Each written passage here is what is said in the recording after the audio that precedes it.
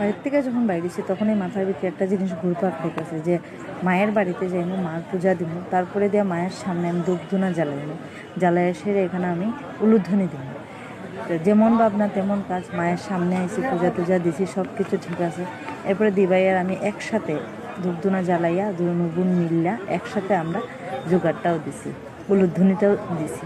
মানে খুব খুব ভালো লাগছে আমার উলুধ্বনি দেওয়ার পরে, মনটা একটু শান্তি পাইছে। তা দেখো তোমরা।